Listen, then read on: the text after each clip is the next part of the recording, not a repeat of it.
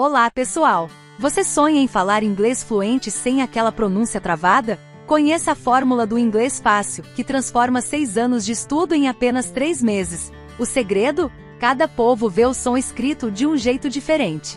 Mas com a tabelinha do inglês, você desvenda o código do som das letras, pronunciando natural como nativo. Adeus frustrações, olá comunicação orgânica. Imagine se comunicar com o mundo todo em viagens, trabalho ou Netflix sem legendas. É simples, rápido e comprovado.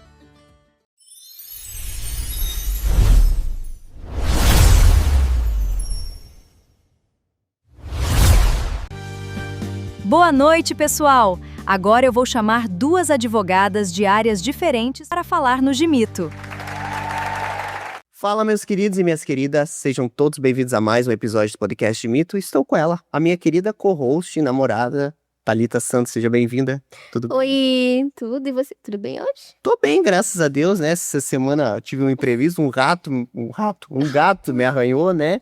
Melhor dizendo, mas tudo certo, graças a Deus. Realmente, ontem fui tirar um gato de casa, subiu lá, me arranhou todo, mas faz parte da vida. Mas, gente, tô aqui hoje, um episódio muito especial. Tive a oportunidade de ver a palestra dessas 2 moças que são muito bacanas e que hoje toparam participar do nosso podcast. Tô aqui com ela, a Isabela, seja bem-vinda. Obrigada, Henrique. Obrigada, Thalita. E também estou com ela, a nossa querida Estefânia, seja bem-vinda. Obrigada, gente. Obrigada pelo convite e pela oportunidade. Bom, eu vou pedir para vocês se apresentarem um pouquinho na área de vocês. Você, Estefânia, pode começar. Eu me chamo Estefânia, então, né? Esse nome diferente veio da minha mãe.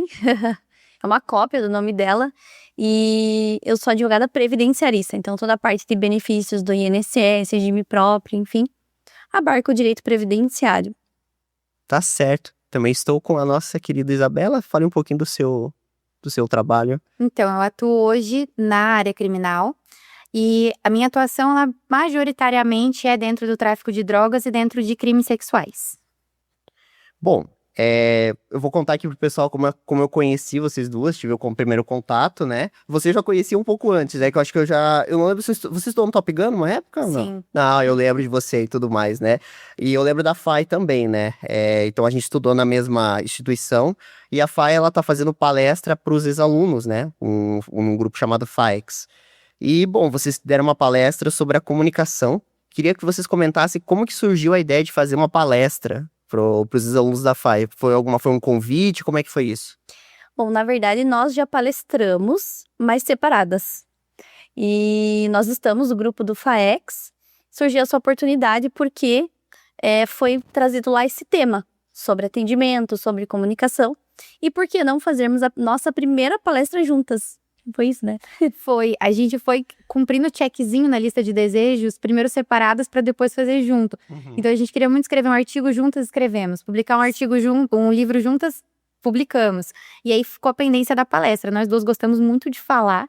Acho que a comunicação sempre foi o nosso diferencial na amizade mesmo. E aí quando veio a oportunidade de palestrar na FAI, eu falei, foi aqui que começou mesmo, começou a amizade, começou a parceria, vai ser aqui que a gente vai iniciar a palestra junto também. Foi a primeira palestra de vocês? Juntas, sim. Nossa, mas já tinham se apresentado outras vezes? Tudo Sim, mais. separadas. Feito palestras separadas. Que legal, muito bacana. E vocês trouxeram um tema que era muito bacana, que era a comunicação, né? Eu acho que é um tema muito interessante. A gente tenta sempre se comunicar da melhor forma possível, né? Eu confesso, assim, que o podcast, ele é um bate-papo mais informal, né? Não é aquela coisa, assim, formal como a gente está acostumado a ver por exemplo, em um julgamento, como a gente vê aqueles termos formais e tudo mais. A gente tá acostumado num bate-papo bem mais informal. Mas eu achei que o papo que vocês trouxeram, a palestra que vocês trouxeram lá na FAI, foi um tema assim tão tranquilo e tão legal, né? Até a Thalita elogiou bastante, né? Ela falou, nossa, que legal esse tema e tudo mais. Acho que foi a melhor palestra que a gente viu lá, né, na FAI. Sim, até o momento foi a melhor palestra. E eu gostei muito, vocês se expressam de uma maneira ótima. O tema apresentado também foi muito bom. Na verdade, palestra por si só, quando você fala palestra, a galera já fica meio assustada, né? Assim, puxa, aquela coisa chata, a pessoa falando, monólogo, Então, nós sempre pensamos assim, vamos fazer de uma maneira que nós também gostaríamos de ver uma palestra que seja mais leve. Então, quando a gente traz essa ideia, é uma palestra barra roda de conversa, porque a galera também interage nas nossas palestras, né? E apesar de que já houve algumas críticas da maneira que nós nos comunicamos, porque dentro da advocacia, que quando você pensa no advogado, o estereótipo do advogado, é ele falando juridiquês, colocando um latim no meio da frase, e nós nunca fomos assim. Então, a maneira que a gente está conversando com vocês aqui é a maneira que a gente vai conversar numa audiência. Claro que aí usando termo técnico, mas é a mesma maneira de se comunicar. E quando a gente traz isso para palestra, e quando a gente começou a palestrar separado até, escutamos alguns comentários, tipo, não, mas tá muito informal. Vocês falam muito casualmente. Sim, mas é assim que as pessoas entendem. Eu não preciso falar difícil para parecer que eu sou inteligente. Eu demonstro que eu sei da maneira que eu me comunico normalmente, né? Exatamente. É que a gente criou esse estereótipo. A gente vai assistir qualquer sessão, a gente vê que, nossa, aqueles termos assim que você fala, nossa, o que eles estão falando? Parece que estão falando outro idioma e tudo mais.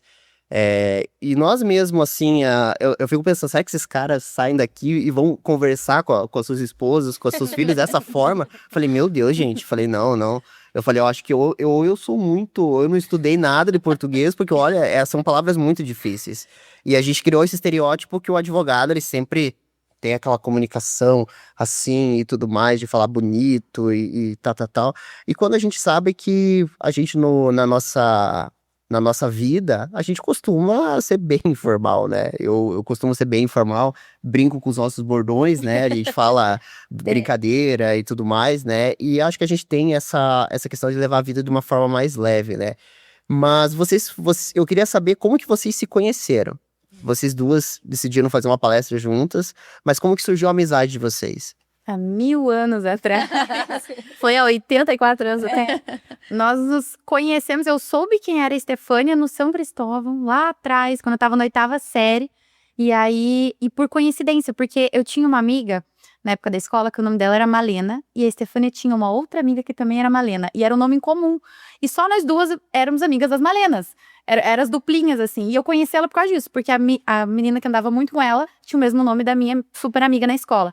Aí eu sabia quem ela era, aí passou o ensino médio, a gente sempre coincidiu estar na mesma escola. Então passamos por algumas escolas e ela sempre estava lá, eu sempre estava lá, mas nunca teve essa aproximação. Aí na faculdade teve um trabalho. Na verdade, sabe aquela, sei quem é. Você conhece? Sei quem é. E é muito engraçado, porque as nossas mães não se conheciam. E mesmo assim, a gente sempre caía na mesma escola. Eu, por exemplo, também estudei no Top Gun. Né? Mas eu sou um pouquinho mais velha, não muita coisa também. Então, por isso não foi na mesma turma. E na faculdade, então, eu tive que parar 2 anos de faculdade, porque meu pai sofreu um acidente de trânsito, enfim.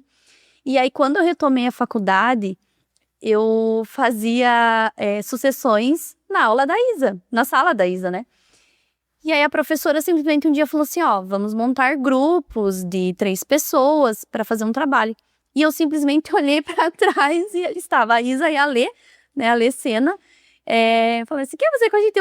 Sim, vamos lá então. E daí a gente começou a conversar, poxa, eu lembro de você, sim, eu lembro de você.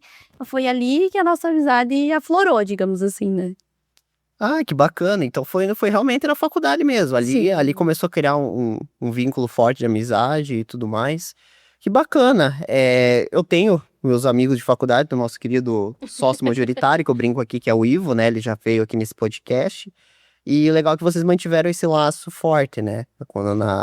Depois da faculdade e tal, né? Vocês chegaram a estudar naquela FAI nova, bonita, ou foi ainda na FAI antiga? Não, a gente fez nosso TCC juntas, porque já era em grupo o TCC, com a Lê Sena, inclusive, Letícia Sena.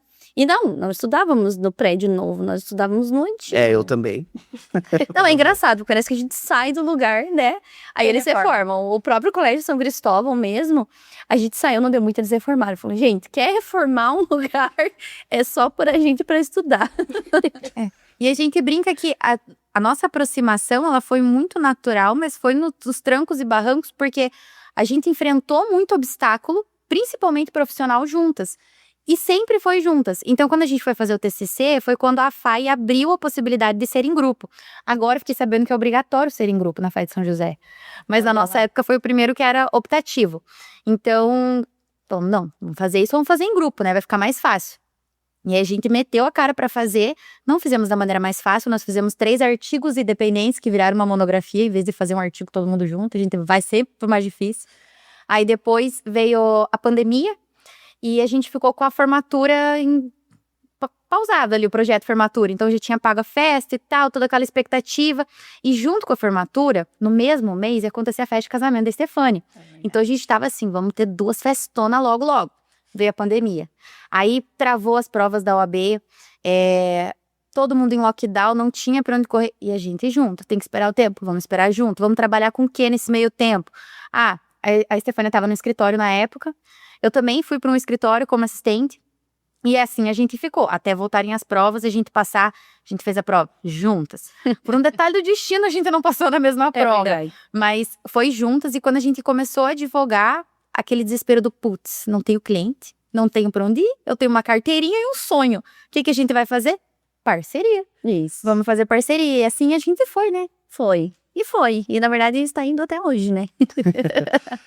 Vocês comentaram ali nos bastidores, dizendo que vocês são autônomas, certo? Então, você trabalha com o previdenciário e você trabalha com o criminal, né? Vocês duas chegaram já a trabalharem juntas alguma vez? Em algum lugar, algum caso? Juntas, não. O que nós temos são clientes em comum. Isso nós temos. E aí, nós comentamos uma com a outra sobre aquele caso. Mas juntas não, né? É verdade. Olha, talvez seja um próximo check da nossa lista. Acontece, às vezes, assim, num caso de criminal, eu atender a pessoa que tá reclusa e precisar de alguém para fazer o auxílio reclusão. Aí nós atendemos a mesma família juntas. Entendi. Aí sim. Entendi. Só que situações diferentes. Porque Entendi. dificilmente quem tá se aposentando é preso. Temos esse problema também. Mas um aposentado cometeu um delito, né? Estamos esperando. Não só aposentado, né? Mas tem essas, até, por exemplo, tem muito caso de benefício por incapacidade também, né? Acontece às vezes de pensão por morte, enfim. E aí nós temos o mesmo núcleo familiar, né? O mesmo cliente muitas vezes, mas não casos em conjunto. Uhum. Thalita, quer fazer alguma pergunta? Com certeza. Eu queria que você falasse um pouquinho da questão dessa nova tributação. A reforma, né? Desculpa. Gente, tributária. Isso, reforma tributária. Queria que você explicasse um pouquinho para o nosso público o que seria essa nova reforma tributária e como isso pode impactar daqui a alguns anos. E depois também tem uma pergunta para você. Então, assim, a reforma tributária, na verdade, eles querem fazer uma unificação dos tributos e cobrar uma taxa única, a princípio, porque tem alguns países que já são dessa forma, né? Por exemplo, a gente tem ali o próximo, né? Tem o Paraguai, que ele já é dessa forma. Inclusive, um exemplo do próprio Paraguai é porque os turistas que vão lá não têm a questão do imposto a pagar também. Então, se eu não estou enganada, acho que é 10%, que daí é retirado do próprio turista. Então, o Brasil vem nesse sentido, de uniformizar a tributação, porque hoje nós temos lá ISS, CMS, enfim. E aí, essa tributação é para unificar.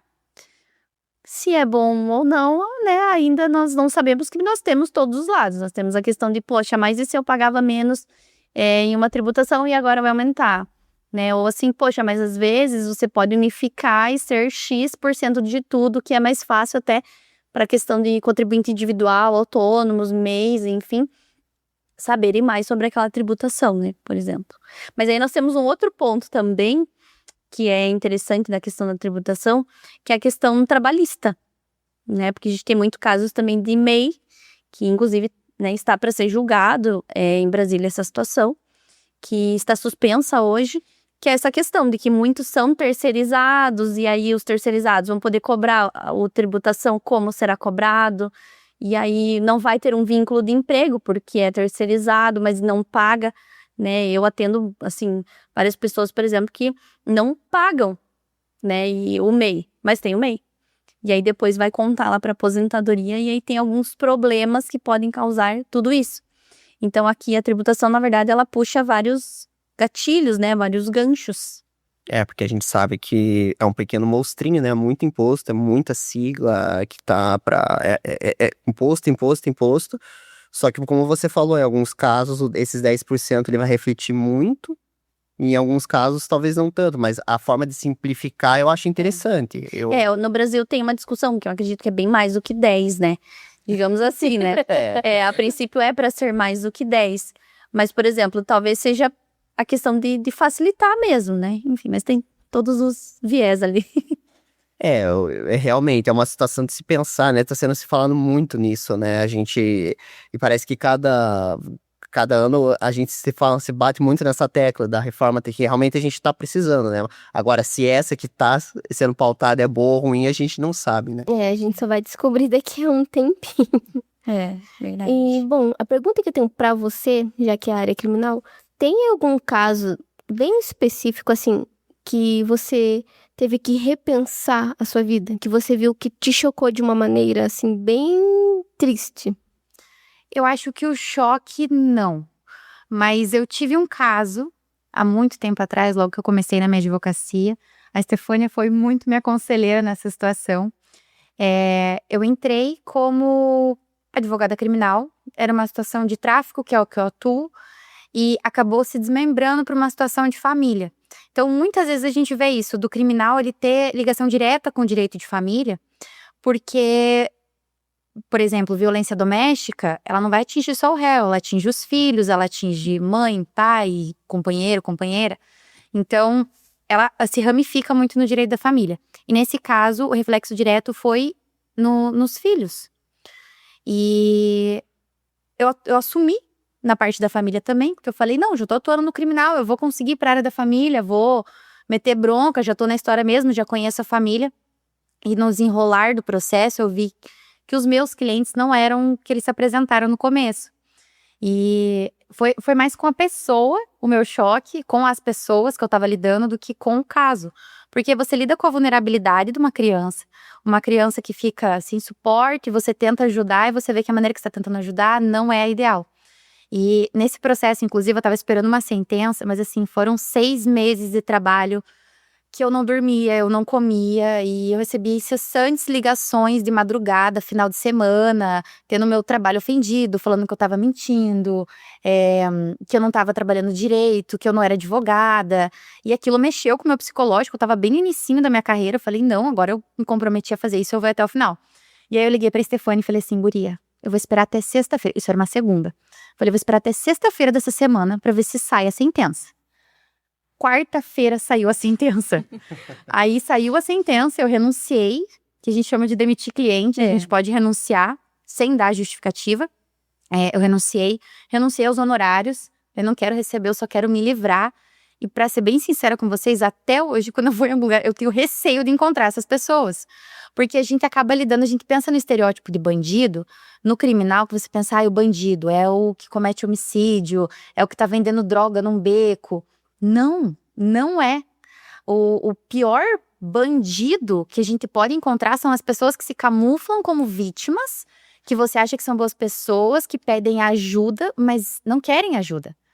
Esse é o pior tipo de cliente para lidar, não só no criminal, mas principalmente, né? Porque além de tudo a pessoa está sendo acusada de um crime e se vende realmente como vítima. Fala, não, eu passei por isso porque, ou teve uma conspiração, ou porque eu só reagi, eu só me defendi. E quando você vai a fundo, você vê que a pessoa que era a responsável por aquilo. Então, com isso eu aprendi uma lição. Eu não vou mais a fundo. É a verdade que o cliente me contou, que eu acredito. Uhum. Então, comecei a atuar, inclusive, em casos de violência sexual contra criança e adolescente, contra mulher. E não sinto que me choca, porque eu defendo a versão do cliente. Eu não entro a fundo, eu não quero saber se eu não pergunto, tá mentindo pra mim ou não. Não, é aquela tua realidade que você tá me falando, é isso que tá no nosso contrato, a tua versão, então é isso que eu vou defender no direito que você tem. Fora isso, de maneira profunda, e pra quem trabalha no criminal, a gente tem que desvincular. E a gente até comentou hoje, né, que coisa engraçada, mas sobre o atendimento em si, nós sempre pedimos para os nossos clientes assinar o atendimento, né? Então, por exemplo, assim, poxa, mas eu não te falei isso e tudo mais. Aqui está a ficha. E quando você conversa com o teu cliente, olha, então isso aqui que você me reportou, eu vou colocar no nosso processo. Não, é isso aí, doutora, tal. E depois, não falei isso. Está aqui. Então, a gente tem até uma questão de responsabilidade civil do advogado. né? Então a gente também tem que tomar alguns cuidados ali em relação a isso também. E assim, não mente para advogado, gente. Eu não recomendo. Não recomendo, Se mentir, assuma a bronca. E às vezes a pessoa até pensa assim, nossa, não vou mentir porque isso... E às vezes aquilo que ela pensa é o que vai ajudar no processo, no decorrer do processo, sabe? Que ela não tem conhecimento jurídico. Então, às vezes, não vou pisar em ovos com o meu advogado. Não, seja sincero e realista. E me diga uma coisa, essa pergunta da Thalita me gerou uma dúvida. Quando a gente fala de mudar depoimento, a pessoa ela pode mudar durante um caso, assim, por exemplo, você que mexe pode. mais criminal? A pessoa pode, mas ela não deve. O ideal é assim, na hora que a pessoa for prestar o primeiro depoimento da delegacia, tipo, vai acontecer alguma coisa, às vezes até acidente de trânsito, as pessoas são chamadas a depor na delegacia, mesmo sem vítimas. É importante que seja falada a verdade. Às vezes, parece na nossa cabeça que a verdade vai nos prejudicar. Então, por exemplo, assim, eu causei acidente de carro porque eu furei o sinal vermelho. Vou chegar na delegacia, eu vou mentir. Aí depois vai aparecer filmagem de segurança, vai aparecer algum registro do radar. E você mudar o depoimento é pior. Então, o ser sincero ou ficar em silêncio. É outro mito que as pessoas acham, que se eu usar o meu direito ao silêncio, vai parecer que eu sou culpada. Não, você só não vai gerar prova contra você. Então, na dúvida, e é isso que eu aconselho muito no Instagram e que a gente conversa em palestras, eu já dei palestras sobre isso, na dúvida, fique em silêncio. E você pode sempre ficar em silêncio. Sempre. É direito de todo acusado ou investigado permanecer em silêncio. Não é necessário falar, mesmo em julgamento? Mesmo em julgamento. Mesmo. Tribunal de júri, na hora do depoimento, audiência de instrução que a gente chama, que é a audiência onde se colhe provas e analisa todas as provas. Então as testemunhas vão falar. Testemunha não pode ficar em silêncio, testemunha tem que falar. Mas as testemunhas, a vítima, se tiver com vida, o acusado, todo mundo é ouvido nessa audiência. Se o acusado não quiser falar, ele não fala. E a orientação do advogado também vai muito do advogado. Então, você vai prestar um depoimento, fui chamado para ir na delegacia, não sabe sobre o que é, vai com o advogado. Sabe? Faz um esforço, vai com o advogado, porque aí ele vai conseguir te falar o que é melhor. Não, agora você conta a verdade. Não, agora você fica em silêncio. Mas na dúvida, qualquer momento do processo você pode permanecer em silêncio. Isso, e eu vou desmistificar outra coisa aqui. A gente tem mania de assistir os filmes americanos. Vamos falar dos Estados Unidos. Aí chega lá, não, chama o meu advogado. Aí vamos falar de uma série aqui, acho que não sei se eu assistiram, Saul Goodman lá, o Better Call Saul, o advogado do Breaking Bad. Né, que ele é um cara, um gênio lá, que ele vai se desenvolvendo e tal, e ele gosta também de ajudar as pessoas. Na série ele vai se transformando, né? Mas muitos chamavam ele para ser o advogado. Quando uma pessoa é pega fazendo alguma coisa errada, aqui no Brasil também, ela pode chamar um advogado. Ela pode e ela deve. Ela deve. Aquele direito que aparece nos filmes, você tem direito a uma ligação. É para advogado. E se não for para advogado, você vai ligar para tua família para ligar para advogado. É direito, é um direito fundamental na Constituição. Não é só dos Estados Unidos, do Brasil é assim. Não também. é do Brasil. E, inclusive, um outro mito. Tem muita gente que acha que a legislação americana, ela é muito rigorosa em casos de crime, mas a do Brasil é muito mais. Apesar de a gente não ter a prisão perpétua, nós não temos a pena de morte, o nosso Código Penal, ele abraca, ele tem muitas tipificações. Então, muitas coisas são crime e às vezes a gente nem sabe. E além do Código Penal, tem as leis complementares, por exemplo, a lei de drogas, ela não está no Código Penal, é uma lei separada. Então, o nosso código ele é muito rigoroso, muito rigoroso. Então, tem situações que às vezes a pessoa ela é detida por um delito e quando ela vai ver, ela está sendo acusada por 3, 4 coisas que ela nem sabia, que eram crimes e estavam ao redor ali da conduta dela. Então, é muito, muito severa a nossa legislação. Então, é direito sim, isso é padrão de filmes da realidade, é o permanecer em silêncio, chamar um advogado e tudo que você falado vai ser usado contra você. No tribunal. Nossa. No tribunal, no fórum, em todos os lugares. Na delegacia, principalmente. E você que mexe com essa questão eu acredito que você trabalhe mais com os aposentados. O que você lida mais hoje em dia? O que aparece mais pra você? Embora, né, a gente tenha essa visão de direito previdenciário mais aposentados, claro que tivesse que dizer, 80%, né? Mas hoje em dia, além das aposentadorias em geral ali, o pessoal novo muitas vezes procura para fazer um planejamento da minha aposentadoria, né? Teve muitas regras, a maior reforma que teve foi uma emenda constitucional, que é a 103 de 2019, que ela mudou muita coisa. Então, se as pessoas elas estão pensando assim, poxa, mas eu sou novo e será que eu vou aposentar? Quando que eu vou aposentar? Uma média, né, de renda mensal inicial, RMI. O que eu posso fazer desde já? Então, assim, são poucas pessoas ainda que sabem, mas às vezes a gente tem um monte de erro lá no INSS. Né, alguma empresa que a pessoa trabalhou que não deu baixa, que não informou salário, o INSS, sabe? Alguma empresa que, inclusive, não pagou o INSS, não consta lá os salários, enfim.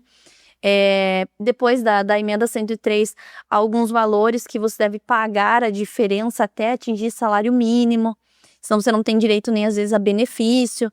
Então, assim, são situações que as pessoas, elas realmente não sabem. Né? Então, hoje tem a questão das aposentadorias, né, por idade, e as programadas também, programáveis, mas nós temos também salário maternidade, né, auxílio reclusão, benefícios por incapacidade, que é o antigo auxílio doença, que mudou de nome, basicamente, e nós temos o planejamento previdenciário, né, que é você, por exemplo, assim, você fazer um planejamento mesmo lá da sua vida. Ah, você tem período rural? Chegou a trabalhar na roça? Não trabalhou? Você tem as atividades especiais que o pessoal fala que são insalubres, né? Aqui é diferente da trabalhista para fazer comprovações e tudo mais, mas assim, é você já olhar lá na frente, né? E eu vou ser bem sincera para vocês, de 10 pessoas assim, que a gente atende, 9 tem erro no INSS. Nossa. As pessoas pensam assim, não, mas trabalhei certinho, a empresa registrou aqui minha carteira, mas você vai ver lá, às vezes tá o embolo que a gente fala, né? Mas, por exemplo, você comentou ali, por exemplo, antigamente a gente tem muito caso aqui, principalmente em São José, que é uma cidade extremamente rural. Onde a gente trabalhava na roça, há 40, 50 anos atrás, não se tinha-se uma... Não tinha-se... Não sei se naquela época já era da mesma forma como é hoje. Pode me corrigir se estiver errado, né? Mas a pessoa ganhava o seu salário, nunca contribuiu com nada. Ela pode comprar... Como é que ela comprova? Então, o rural, eu amo fazer rural, né? Daí fiz uma especialização faz pouco tempo, uma pós-graduação em aposentadoria rural.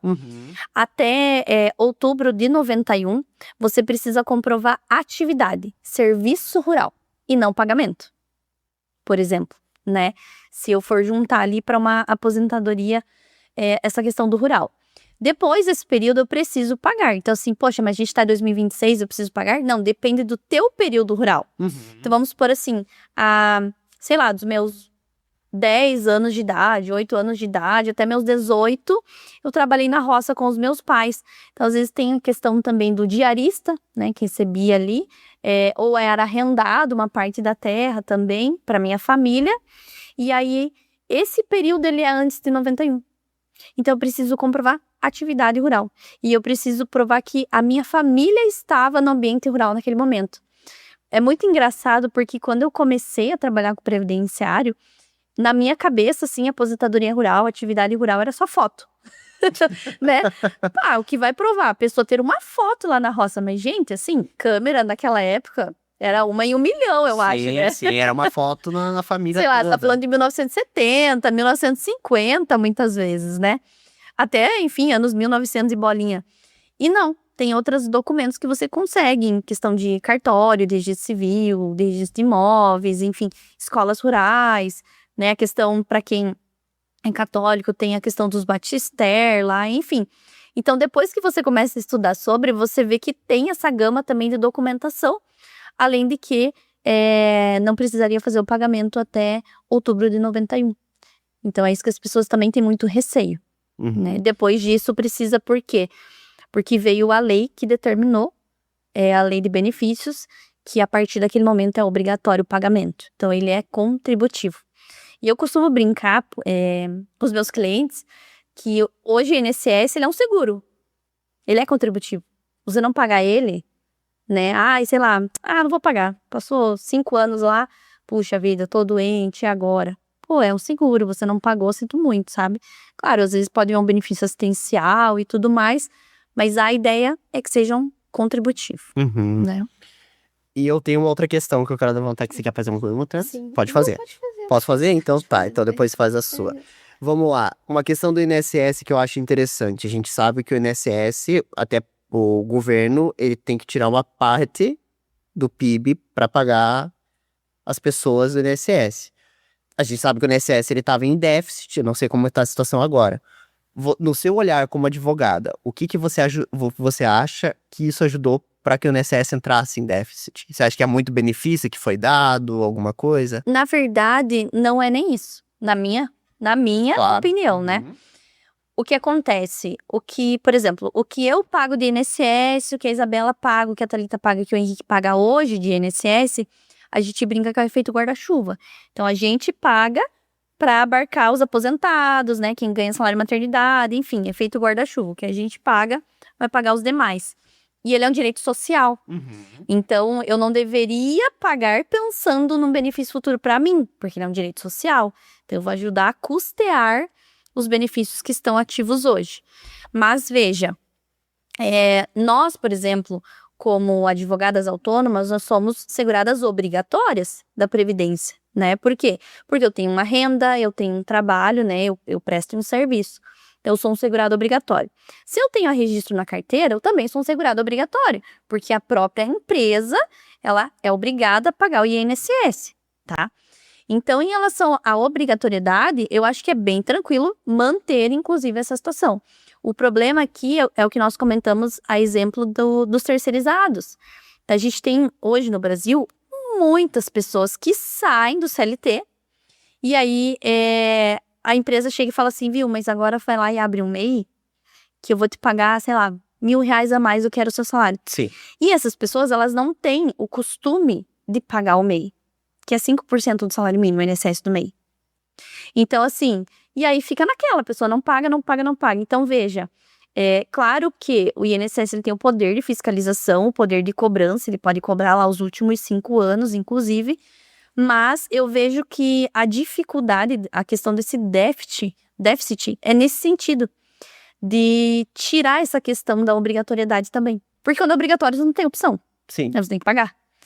E você sair e ficar na informalidade, imagine, milhões de pessoas na informalidade, claro que vai quebrar, né? Vai quebrar um caixa, né? É claro que também eles precisam retirar de outras fontes de renda para que mantenha o pagamento, por exemplo, de um aposentado. Eu falo brincando, faça chuva, faça sol, vai estar lá a sua aposentadoria, né? A não ser que descubram que você fez uma fraude, investiguem e tudo mais. Mas se não, faça chuva, faça sol, tem que estar lá a sua aposentadoria, né? Inclusive, a gente fala que é um direito adquirido. Então, eu vejo que é muito nesse sentido de retirar essa obrigatoriedade. Infelizmente, o brasileiro, muitas vezes, né? Eu não sei como é nos outros lugares, mas para o brasileiro, se algo não for obrigatório, às vezes ele não vai fazer, ele vai deixar de fazer. Ainda mais tratando de financeiro, né? Que aí, poxa, eu vou deixar no meu bolso do que ficar pagando pro INSS, né? A minha seguinte dúvida é... Eu vou te apresentar uma situação e você me diz a sua opinião como advogada. Vamos lá, eu tenho um filho. Eu fiz um seguro de vida para esse filho. Aí eu morro. E de repente meu filho decide, por exemplo, não quero receber isso agora. Quero deixar isso pro futuro. Como isso ficaria na questão jurídica? Isso é possível? Então, primeira coisa que você tem que ver é como está no contrato do seguro, né? Muitas vezes, não vou te dizer que é obrigatório, né? Digamos assim, é automático, né? Houve o falecimento, eu já vou ali requerer e tudo mais. Mas tudo vai depender de como está o seu contrato alinhado. Se também há essa possibilidade de deixar quieto por um tempo, digamos assim, né?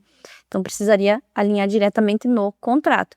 Para nós, advogados, até, nós temos a OAB Prev, né? E é um valor que você paga, você negocia com eles, é super legal, assim, bem bacana mesmo. Então, você pode ter direito a um benefício por incapacidade, seguro de vida, enfim, investimento também é muito legal, né? Principalmente para o jovem advogado. E aí, você, inclusive, consegue colocar lá os dependentes. Não, eu quero colocar, sei lá, 10% pro fulano, 50% pro ciclaninho, 20%. Então, você tem também essa opção. Mas aí teria que analisar o contrato em si.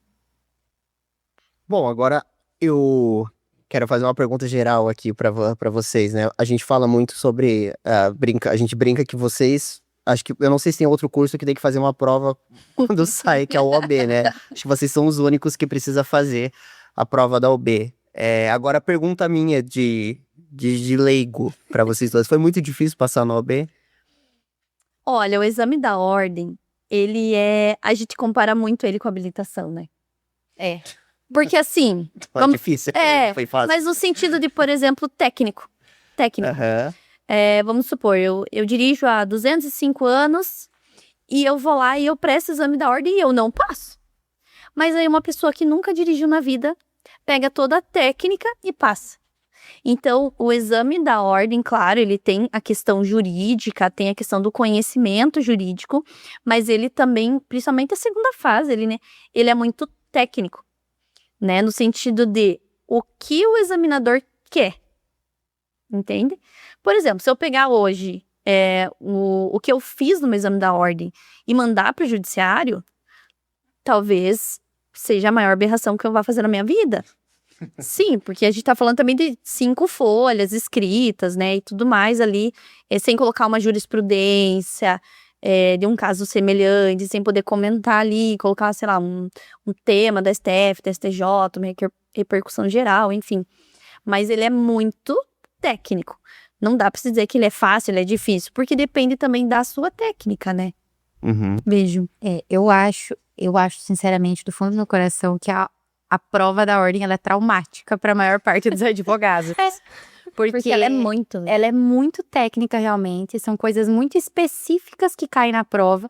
Não necessariamente coisas que a gente faz no dia a dia e coisas que se aplicam. Então, na segunda fase eu fiz em criminal, caiu uma apelação. E aí eu lembro que eu olhei assim, eu li a peça. Vocês fazem em específico? Específico. Legal, não A sabia segunda disso. fase. A segunda fase, A primeira legal. fase é igual pra todo mundo, aí é o nivelamento. 40 questões que você acerta, você passa pra segunda. Aí na segunda você escolhe o teu tema. Legal, Aí eu escolhi o criminal, então são 5 perguntas, né? Acho que são 5, daí tem A, B, C, D. São 5 perguntas, é tudo discursivo. E aí depois tem a peça, que eles dão um caso. Do mesmo jeito que você fez aqui, dão um caso e você tem que solucionar com a peça cabível. E o meu era uma apelação, que é um recurso que a gente usa dentro do criminal. E eu li aquilo lá, daí eu falei, será que é? Aí eu fui no banheiro, deu um tempo, falei, mas não é possível que é só uma apelação, porque eu tava esperando um recurso pra STF, pra STJ, não sei o quê, pensando uma coisa muito escabrosa que ia cair. E caiu. E deu o máximo, eu terminei de escrever minha peça na última linha que podia escrever. Então eu escrevi tudo. E depois de algum tempo, eu guardei essa prova. Porque, como eu falei, é traumática, né? Porque a tua profissão depende daquilo. Se você não passar, pra muita gente não serve de nada você ter feito direito. E eu queria advogar, eu precisava daquela prova. Então, eu guardei aquilo lá com muito carinho quando eu passei. Aí, depois de um tempo, fui esvaziar, fui me mudar. Falei, não, agora eu vou jogar, não tem mais pra quê, né? Já tô fazendo, fez quantos aniversário, a carteirinha. Fui pegar a prova e eu li qual era a peça. Eu não faria nada daquilo hoje em dia. Nada. Eu não faria uma apelação daquela maneira. Eu não colocaria tudo aquilo que eu coloquei. Porque quando a gente estuda, é pra mais. Você tem que colocar sempre pra mais. Pecar pelo excesso. Na realidade, não. Porque o juiz ele não tem tempo de ficar lendo os excessos. Então, você tem que colocar o que é necessário. E além de, né, apesar de ser traumático, é um mal necessário. Hoje, no Paraná, nós já chegamos a 140 mil advogados. Então, já bateu a credencial 140 mil. São muitos advogados pela quantidade de pessoas que realmente precisam. Mas, ao mesmo tempo, tem poucos advogados qualificados. A gente fala muito disso em palestra, fala muito sobre isso na Comissão da Jovem Advocacia da OAB. Tem pouco profissional qualificado. E a qualificação, ela não vem de passar na prova ou não. Porque eu mesma ficava muito nervosa quando ia fazer a prova. Era psicológico, porque, poxa, minha profissão depende disso. Eu preciso passar. Ai, o que a minha mãe vai pensar? Vou decepcionar minha família. Sim. É trauma nesse sentido do É emocional. uma autodecepção também, porque você fala assim, gente, mas eu trabalho há tanto tempo com isso, e aí como vai ser? Eu É um medo, sei a matéria receio. disso, como que eu não acertei, como que não foi. Teve uma questão que eu errei da OAB e eu nunca vou esquecer disso. Era um acidente de trânsito. E aí você tinha que fundamentar a defesa. E eu fundamentei num código específico, num artigo específico do Código Penal, que era uma atenuante de pena, para diminuir a pena. A resposta, ela foi zerada, porque eu tinha que ter fundamentado no Código de Trânsito. Eu jamais fundamentaria uma defesa no Código de Trânsito, eu fundamentaria no Código Penal. Hoje, a Isabela, advogada. Mas naquela época isso me gerou uma revolta enorme, eu ainda me revolto com isso dói no meu coração até hoje, porque é do psicológico também, você fica nervoso, e aí você pensa, não, isso aqui é muito lógico, e aí pro avaliador da prova não é tão lógico assim. Mas é o mal necessário, porque tem gente desqualificada atuando fazendo o cliente perder direito, perder benefício, ficar mais tempo preso, e essas pessoas também passaram na prova da OAB. Então, a solução não é deixar a prova mais difícil de maneira nenhuma, mas aí vai do cliente mesmo, conseguir identificar quando o advogado ele tem segurança para falar, e às vezes não, sempre olhar além do preço, porque o mais barato na advocacia muitas vezes é mais caro.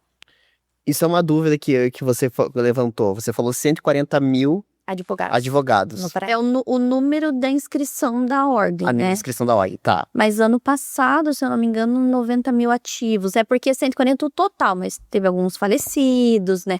Alguns aposentados que, enfim, inclusive nem pagam mais, né? A credencial, enfim. A numeração que está, né? No caso de 150 mil. Mas hoje, por exemplo, tem caso para esses 90 mil? Tem.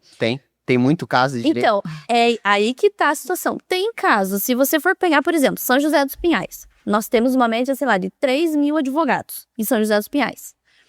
Se você pegar a população de São José, tem mais de 300 mil habitantes. Sim. Se você for dividir por 3 mil advogados, tem trabalho pra ninguém dormir. A gente costuma brincar, né? Mas é isso que a Isa comentou. Advogado tem. O que o mercado, que você se destaca no mercado é a estratégia que você utiliza e a sua especialização, né? Não adianta, eu costumo brincar e falo assim, se alguém me procurar criminal que está preso, vai continuar se depender do meu trabalho, porque eu não entendo necas de criminal, o máximo que eu entendo criminal é auxílio e reclusão. Então, por isso também que é legal a questão das parcerias que é permitido pela OAB. Então, eu vou lá e eu combino com a Isabela aqui uma porcentagem da minha parceria com ela e todo o meu criminal, a Isabela que faz. E isso é excelente, por quê? Porque eu não consigo falar um não para um cliente. Ah, você atua em tal hora. Não, tchau, vai embora. A ideia nem é essa.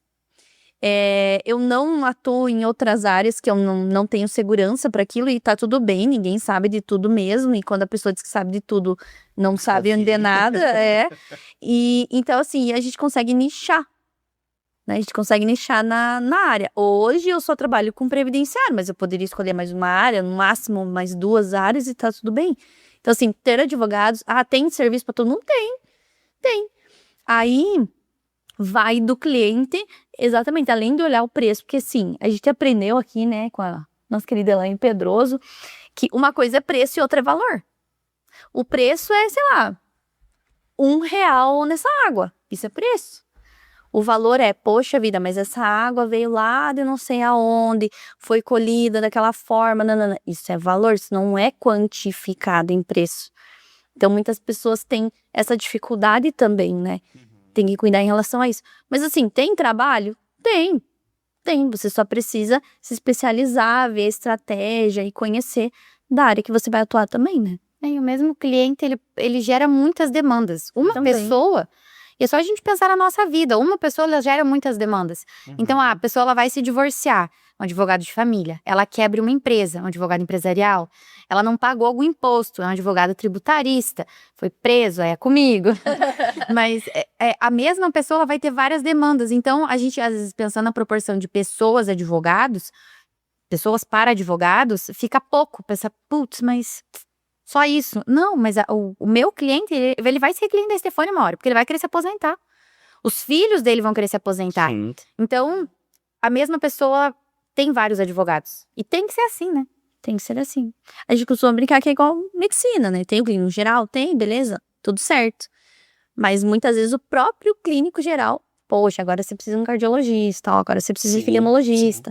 Então, não só na área do direito. A gente também tem que pensar além, porque outras áreas também funcionam dessa forma. Você não vai operar o joelho com oftalmo, né? Nem com dentista. Não tem como. Sem condições. Eu queria fazer um comentário aqui, que você falou da questão de... Gente, vocês sabem, né? Eu tô estudando ali jornalismo por 2 pontos. Tô irritada até agora. Por 2 pontos eu não passei numa prova. Gente, só faltei arrancar meus cabelos. Fiquei, meu Deus, o que a minha mãe vai pensar? O que vão pensar de mim? O que tá acontecendo? E no jornalismo, claro, nem se compara, né, gente, a advocacia. Só que tem uma matéria específica lá chamada Ética e Legislação. Aí eu peguei ali, eu vi ali umas leis sobre questão de imagem e tudo mais. Claro, nem se compara, né, gente? 2 advogadas. Mas eu tenho uma dúvida. Você já pegou vocês, no caso, já pegaram algum caso, eu não sei se aplica também a você, na questão de seguinte, a pessoa cometeu um crime e tal. Só que essa pessoa era inocente. A questão da...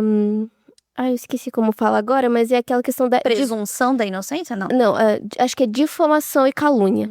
Vocês já pegaram algum tipo de caso assim? Já. Da pessoa ser inocente ou ela ser inocente e sofrer daí a Não, ela difamação? ser inocente e sofrerá difamação. Já. Em crime sexual isso acontece muito. A maior parte dos meus clientes, dos meus não, né? De todos os clientes que cometem ou que são acusados por crimes sexuais, vem a calúnia e difamação. Isso acaba com a vida da pessoa. E em muitos casos a pessoa é inocente. E aí você trabalha e aí a gente tem duas frentes. Nós vamos ter a sociedade de um lado, resguardando o direito à segurança de alguém ou de um grupo de pessoas, no caso de criança. Então, se é alguém acusado por um estupro de vulnerável, então vai vir a sociedade querendo resguardar o direito das crianças. Então, não, nós vamos divulgar o que essa pessoa fez, nós vamos espalhar para todo mundo, e vai ter que sair do bairro, vai ter que sair da cidade, do país, do mundo, vai ter que dar um jeito. E do outro lado tem uma pessoa que perde a vida por uma acusação dessa. E ao longo do processo, você conseguindo uma absolvição, e para você absolver alguém, você tem que demonstrar que não tem prova nenhuma para acusar, ou de que a pessoa realmente não fez nada. Ou, no último caso, uma nulidade no processo. Dentro da questão dos crimes sexuais é muito mais difícil ter nulidade, porque o processo ele segue o rito certinho. Eu, pelo menos, nunca vi uma nulidade nesse tipo de crime. Mas você trabalha muito para você conseguir uma absolvição. Aí tá, a pessoa foi absolvida. Aí a pessoa não pode voltar para casa dela, não pode voltar para o trabalho, não pode voltar. E é complicado, porque ao mesmo tempo que é um direito da pessoa ter a vida e a liberdade dela, você não consegue apagar do cérebro das pessoas uma acusação. E vou entrar num outro assunto para responder essa pergunta. Um dos meus primeiros artigos, e eu publiquei um livro junto com a Abracrim Mulher Paraná no ano passado, foi criticando o Tribunal do Júri. Eu não faço Tribunal do Júri, eu não atuo. Os crimes que eu atuo, eles não vão para júri, mas eu não atuo justamente pelo julgamento das pessoas, porque no júri são jurados leigos, então são pessoas da sociedade, servidores públicos, estagiários, que não conhecem do devido processo legal e que estão ali julgando a vida de uma pessoa. E quando você não olha para o processo, você não pode julgar, porque às vezes um detalhe, uma falta de prova, você com olhar técnico você consegue ver, putz, isso aqui não merece condenação. Porque qualquer um de nós pode ser acusado por um crime que não cometeu. E aí você coloca pessoas que não entendem do processo para te julgar, e quem é acusado de crimes que depois acaba sofrendo esse tipo de represália é um júri para sempre. E não tem como você conseguir uma indenização, por exemplo, do que já passou. Então, eu fui acusada hoje de um crime sexual. Começaram a postar Instagram, Facebook, um monte de lugar. O que eu posso tentar é tirar essas publicações. E mesmo que você for acusado, você tem o direito a não ser difamado, né? Porque difamação é um tipo penal, é um crime. Então, você consegue retirar aquilo ali, mas as pessoas vão continuar falando. E a extensão desse dano, a lei não consegue abraçar, não consegue voltar e te ressarcir do que você passou. Infelizmente, é uma grande falha. E aí é tão engraçado, porque o criminal, ele puxa nessa situação muito possível. Porque aí vira uma reparação possível. Eu vou ajuizar uma ação de indenização por danos morais nesse sentido. Então, assim, mas aquilo realmente não vai apagar, ele vai tentar amenizar e olha muito quando vai conseguir. Mas é bem complicado, principalmente quando envolve, né, questão de crimes sexuais mesmo. Que eu acho que é o mais delicado. Homicídio também é muito complicado, porque as pessoas falam, as pessoas comentam. Teve um caso, há muito tempo atrás, um acidente de trânsito que 2 jovens vieram a óbito. E isso é falado até hoje de uma maneira muito particular de quem estava dirigindo outro carro, de quem não morreu. E depois de vários anos, saiu uma filmagem falando que esses jovens, os que faleceram, eles teriam furado um sinal na quadrantes. E se eles não tivessem furado o sinal, mesmo com a alta velocidade do outro carro, o acidente não teria acontecido. Mas ninguém pensa nisso. Os outros que ficaram vivos, eles até hoje sofrem uma pressão enorme e é uma acusação constante. Porque, novamente, as pessoas não têm obrigação de saber separar o fato da pessoa. É o que nós fazemos na advocacia. Então, a Thalita chega hoje e fala assim, putz, o Henrique me... A hora que eu me estuquei ele mesmo. Brincadeira. Tirou do sério. Eu brinquei aqui no começo do podcast, é que eu quis falar e fiz errado. Um gato, mas é que eu fui tirar um gato. Foi a gata. Foi a gata. Aí eu brinquei, eu falei, falei, Henrique, qualquer coisa. Aí eu brinquei no começo, falei, não, um gato, porque realmente eu tenho um vizinho que tem gato e ele entrou lá dentro de casa pra tirar o bicho, foi difícil. Ele me arranhou todo ontem. Nossa, foi complicado tirar ontem. Não fui eu, tá, gente? Pelo amor de Deus, eu não seria capaz disso. Ó, qualquer coisa vai assim, ó. Qualquer coisa vai assim, meio, né? Por quê? Não, mas o exemplo é engraçado, mas é isso, porque as pessoas vão olhar e falar assim, não, a Thalita arranhou o Henrique. Não vão falar assim, não, o Henrique provocou, que é a injusta provocação da vítima, que no criminal a gente chama. Ele cutucou ela. Ela tava de TPM, ele ficou ali. Ou pode ser uma legítima defesa, ele arranhou ela primeiro, sei lá, enfim. E Tem a que ver o que sociedade não aconteceu. separa isso. As pessoas não querem ver o que aconteceu, as pessoas querem condenar alguém. Então eu vou falar que a Thalita agrediu o Henrique porque coitado do Henrique. Mas ninguém pergunta como é que tava a Gera cabeça da muito Thalita. enredo, né? Gera muito enredo, muito papo. Vocês falaram uma coisa que eu me interessei muito, que eu gostaria uma vez de participar pra ver como é. Mas é de curioso. Esse tempo atrás, até o... sabe aquele show que tem o violino das velas? Sei. O show, aí eles estavam fazendo um simulado de júri, só que teatral. É de teatro, só que aí as pessoas, era tipo um júri simulado, só que no teatro. Aí você podia, eu lembro que eu te mandei, eu até queria participar, falei, nossa, que legal. Aí você poderia escolher na peça, eles estavam simulando ali o julgamento, você poderia escolher quem é o culpado, eu achei legal. E ela falou muito dessa questão do júri popular. Mas me contaram uma vez uma coisa que me deixou um pouco assim, que disse que se não terminar no dia, você tem que ir para um hotel? Isso é verdade? Os jurados, enquanto está na sessão do júri, eles ficam incomunicáveis. Diz que não pode nem pegar um telefone. Não pode avisar a família, nada. Não pode ter contato nenhum. Você só pode conversar com outros jurados e não sobre o caso. Então, você é o tempo todo vigiado pra você não conversar. Tipo, eu e a Stefania, a gente é jurada. A gente tá num quarto do lado no hotel. Eu vou sair lá de noite, eu vou bater na porta e falar, e aí? Matou ou não matou? O senhor vai votar.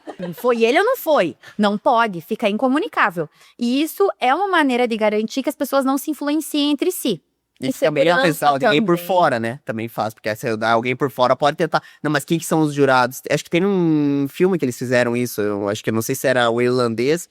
Não sei se era o irlandês ou o próprio. Não lembro se o próprio Breaking Bad tinha uma cena assim que ele foi atrás e cada uma das pessoas do júri ele tenta manipular para que elas votem a. Mas sabe, Henrique, que isso não dessa maneira. Não dessa maneira ruim. Sim. Mas os advogados de defesa, o Ministério Público, o próprio juiz, a lista é pública, a lista dos jurados. Então você consegue ver a lista antes e você consegue perfilar. Então, tanto o advogado de defesa quanto o Ministério Público, que é quem acusa, pode dispensar, sem justificativa, 3 jurados. Então, se eu tô acusando e a Stefania tá defendendo, eu posso dispensar 3, ela pode dispensar 3.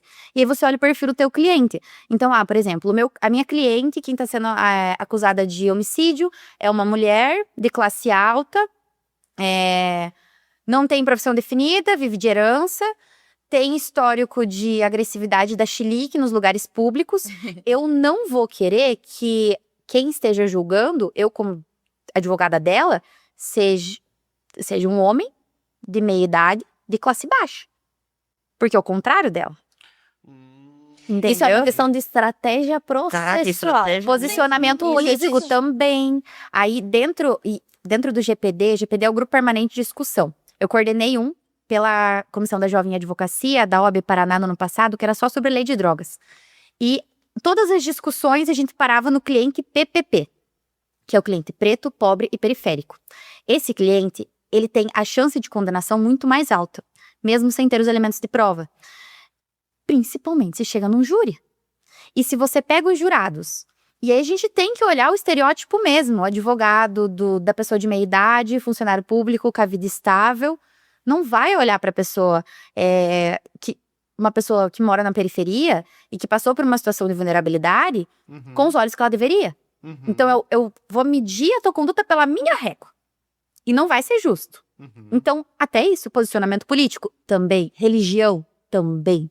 Tudo isso conta nos júris. A gente teve um professor na faculdade, eu nunca vou esquecer, que ele fazia júri E, inclusive, hoje eu tenho uma aula com ele, o professor Rodrigo Falks.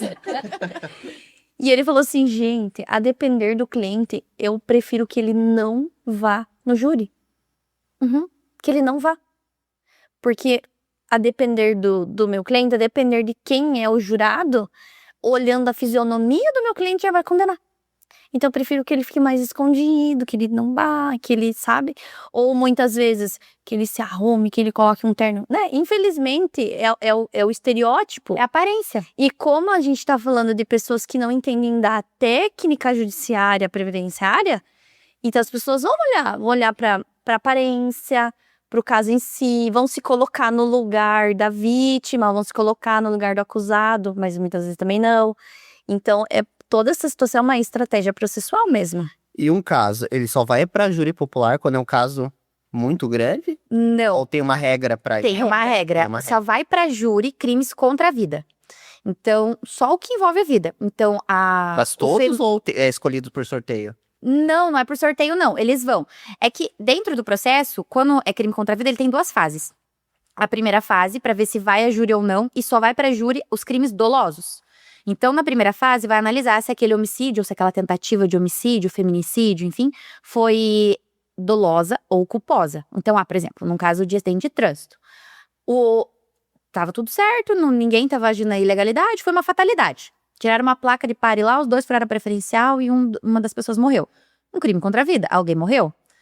Mas eu não tive a intenção de matar. Sim. Então é culposo, não vai pro júri. Agora, eu vi que era o carro da Estefânia. Eu acelerei e bati na porta do carro dela.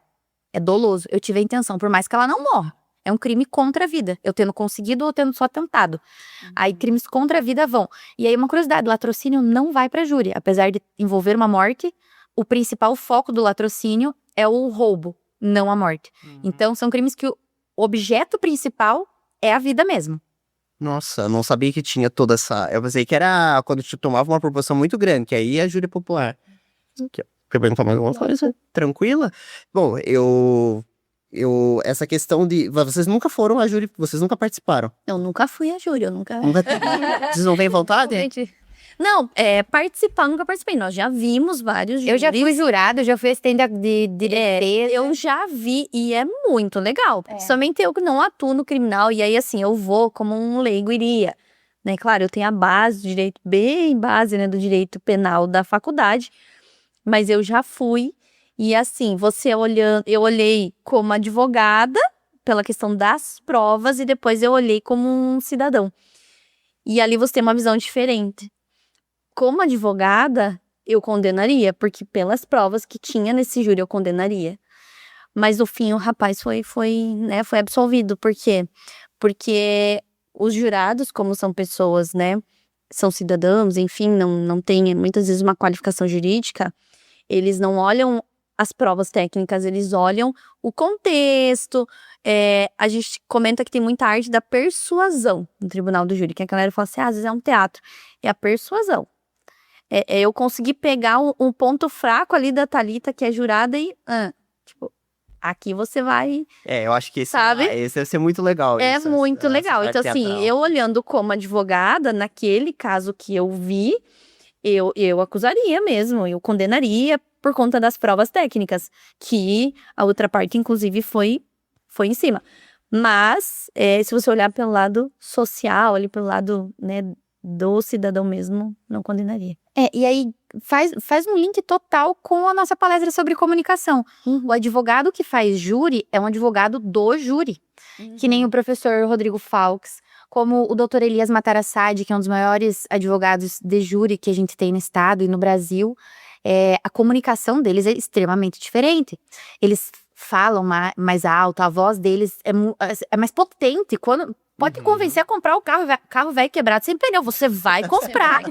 Porque a persuasão dessas pessoas, desses advogados, a doutora Viviane também, que é parceira nossa, a maneira que ela se comunica é muito diferente da maneira que a gente se comunica, porque é um convencimento. A maneira que eu trabalho é demonstrando direitos. A maneira que o advogado de júri trabalha é convencendo dos direitos. Que às vezes nem estão lá e o advogado consegue. Então é uma habilidade ímpar. É uma habilidade ímpar mesmo, tem que ter o perfil para atuar no júri, tem que ter o dom mesmo, Você tem que gostar e acreditar que a tua atitude tá mudando, você tem que convencer aquelas pessoas que não entendem nada de direito do que você tá falando é o correto, e vai bater de frente com um promotor que também tem esse dom. Então, são 2 pessoas. E aqui, só fazer uma fofoquinha, que não vai pra júri, né? Que é o caso da Deolane. Pros advogados, vai ser um processo incrível de assistir. Porque ela tá sendo representada por um advogado excepcional, que é o Dr. Auri Lopes Júnior. Nós estudamos ele na faculdade, todas as faculdades de direito têm ele como bibliografia. E o promotor, que está fazendo a acusação do caso, ele também é um dos maiores promotores do Brasil. Então vai ser uma defesa muito power, com um promotor também muito power. Então são 2 pessoas com habilidades ímpares que vão colidir ali por direito de uma pessoa. E isso no júri acontece sempre, é muito legal de assistir. Eu já fui jurada, o lanche é muito bom, tem lanchinho. Não quero participar de novo, eu participei logo que eu me formei, foi bem no período do Covid ali.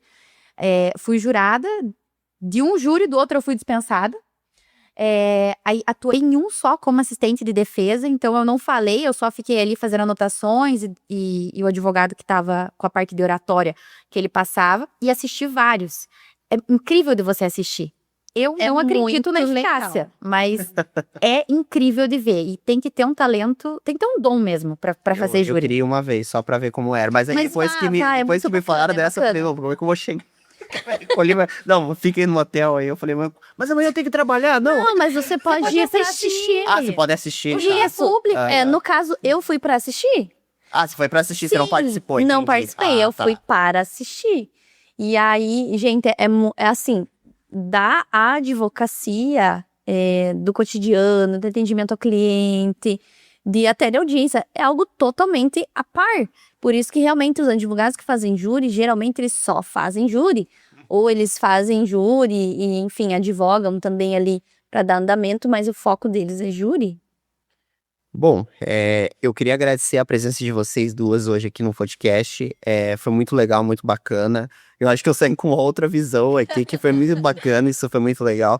E que bacana que vocês são de áreas diferentes, mas vocês são amigas, estudaram na mesma faculdade que eu estudei, tiveram contato talvez com muitos professores que eu tive, né? E foi muito legal agora também tá nessa palestra, também revendo agora com esse projeto novo da FAI, que foi muito legal eles estarem organizando essas palestras. Agora a última eu não fui, não consegui, mas eu achei super legal eles estarem cedendo essas oportunidades pros ex-alunos fazerem palestras. Isso eu achei super legal. E, bom, gente, quero agradecer mais uma vez todo mundo que assistiu, mais uma vez o nosso produtor Paulo, toda a equipe da Conexão TV, por estar cedendo esse espaço aqui, tá ajudando a gente nesse projeto. Fiquem agora, né, com o nosso querido República Play. E, bom, gente, vamos ficando por aqui e até a próxima. Tchau, tchau.